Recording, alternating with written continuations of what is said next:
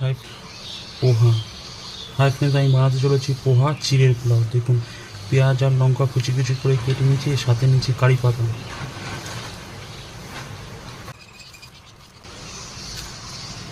দেখুন, চিড়েটাকে আমি হালকা করে ভিজিয়েছি, এরকমভাবে ভিজিয়েছি। দেখুন, এরকমভাবে রাখতে হবে চিড়ের পোলাও।